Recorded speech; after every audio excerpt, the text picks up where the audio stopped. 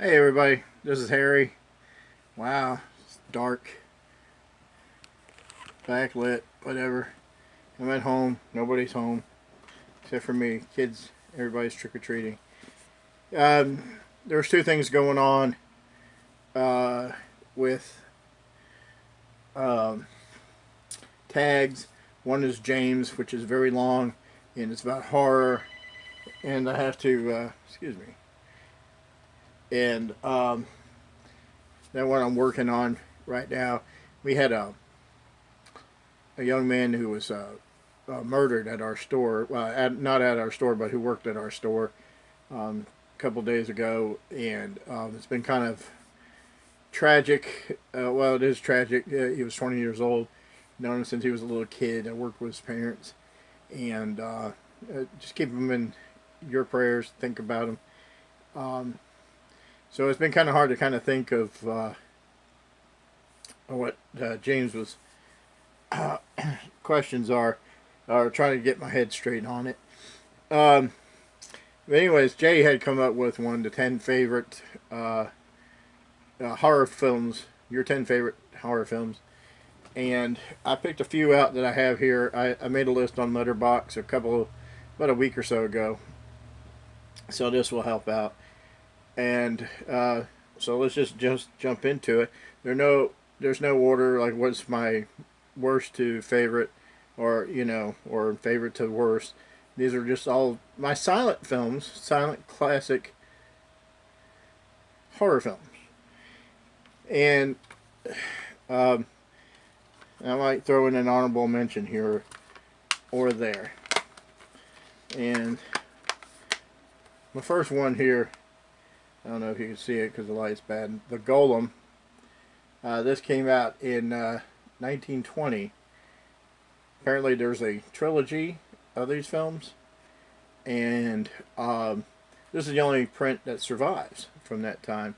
If you're not sure what the Golem is, he is a statue, um, and he comes to life and he wreaks havoc. Um, Widely recognized as the source of the Frankenstein myth, this is what it says here on the back. The ancient Hebrew legend of the Golem provided actor-director Paul Wegener and the substance for one of the most adventurous films of the German silent cinema. I know Ian had watched this film. Not sure about the other gents in the group, but this was a Kino edition.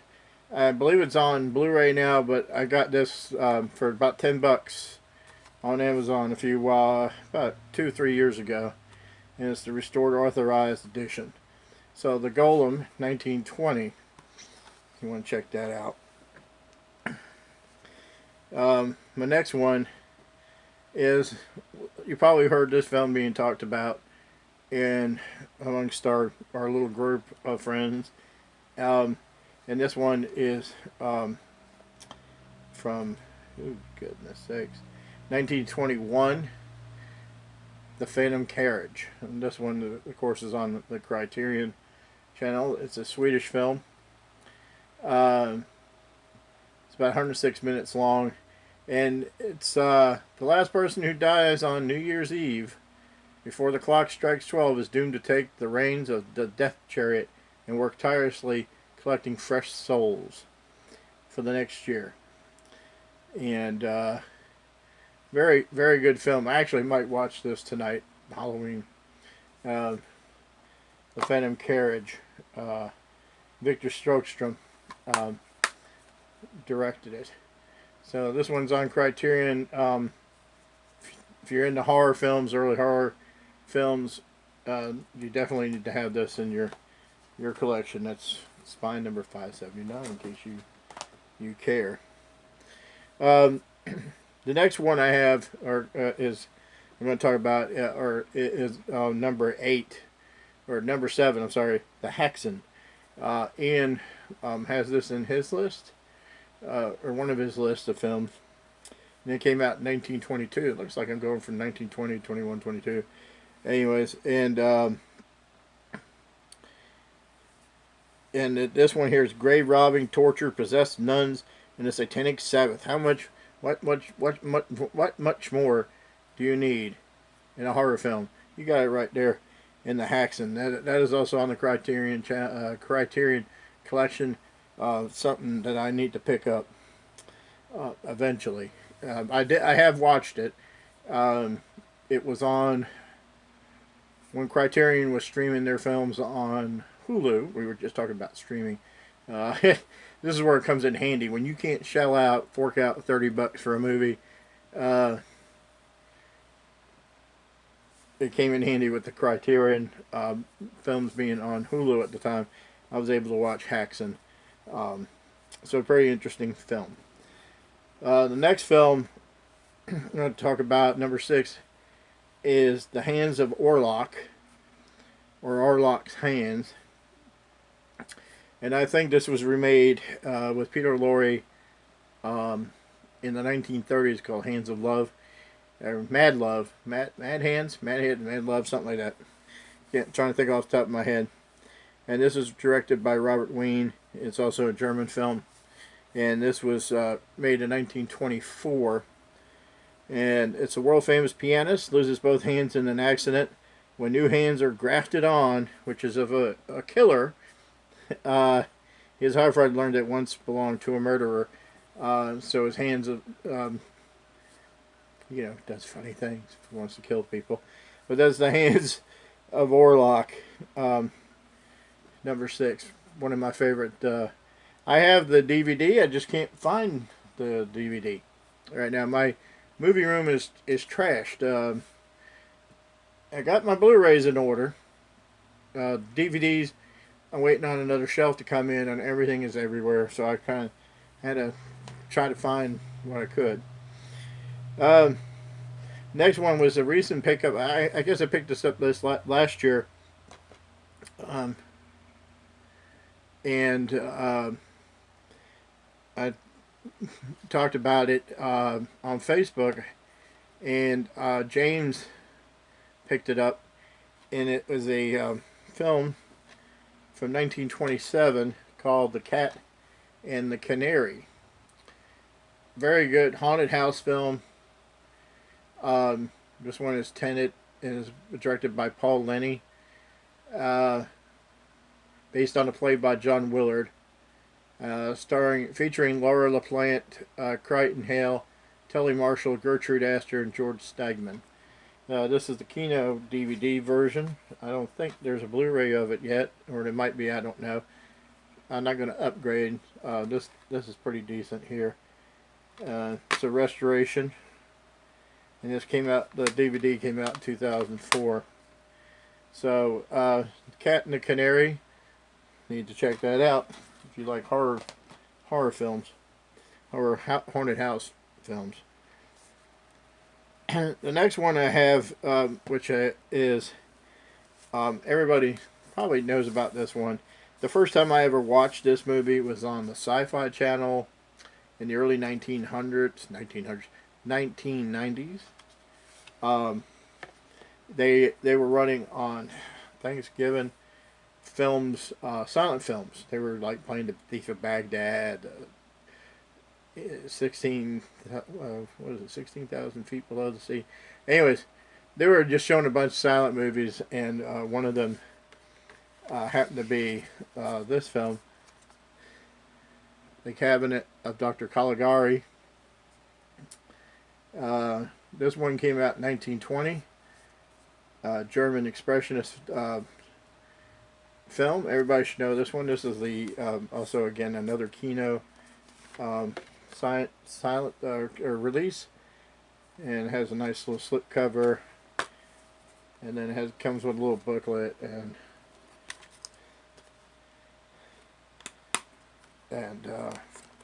excuse my professionalism here.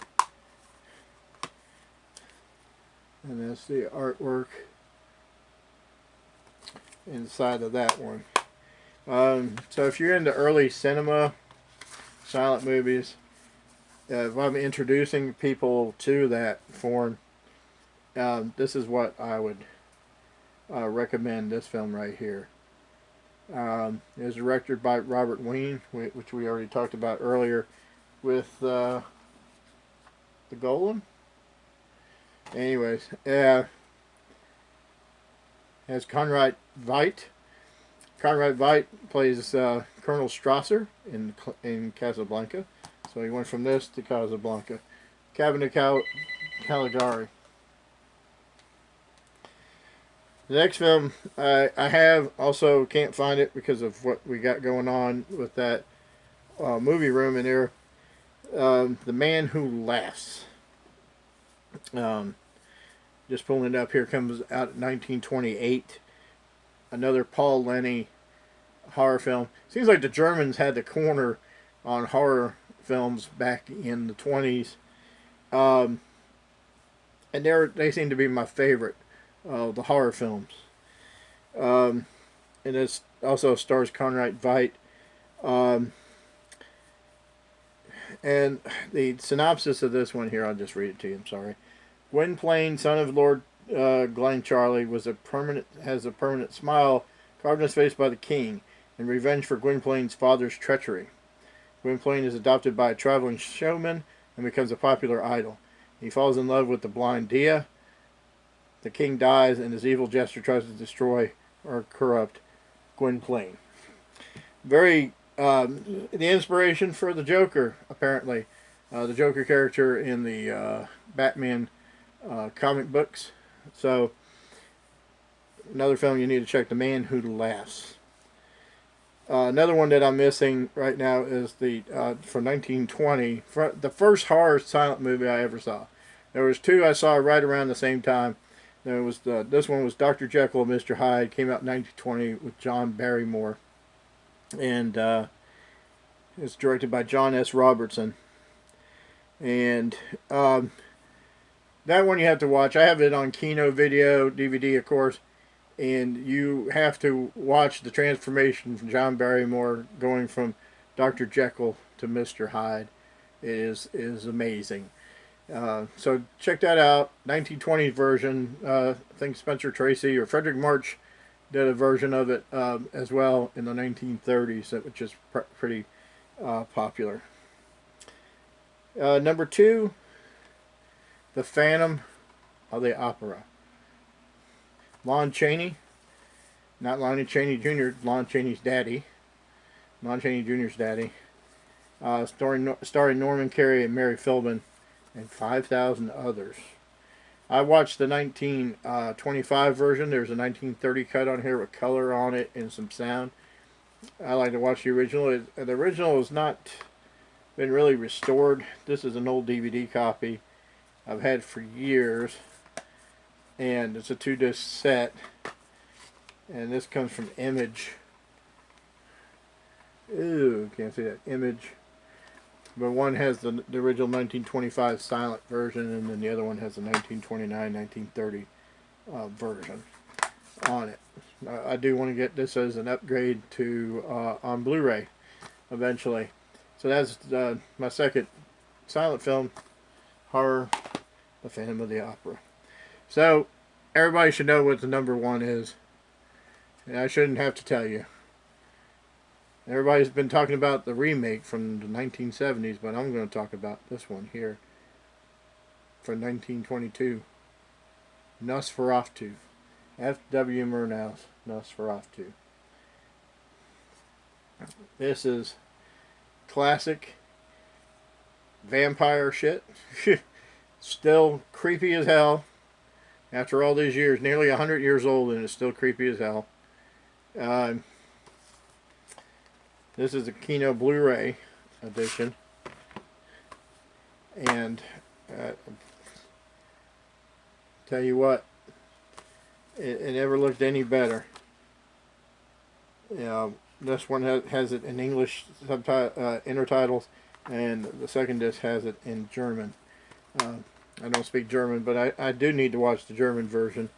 I've watched the English version many a times. So, if you're a horror fan and you are not familiar with silent horror cinema, well, this is a great start for you. Are these silent films here on this list? The list is on my letterbox if you want to check that out. I do have an honorable mention though, real quick, because I found this one when I was looking for the other ones. Is this one here, another Paul Lenny film called Waxworks. This phone is driving me nuts. So anyways, this is Waxworks. This came out in 1924. Whoops. Silent was Conrad Veidt, who I tell you what, man, he was a big time back in those days. Emil Jannings, another big German actor from that time. You need to check this out. Waxworks. I can never remember or can't say what I want to about these films. I always have to read the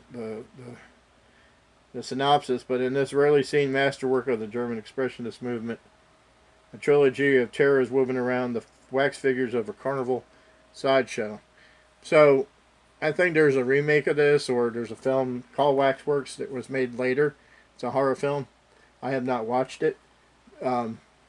Anybody who's watched it, let me know whether it's worth watching or not. Anyways, this has gone on way too long.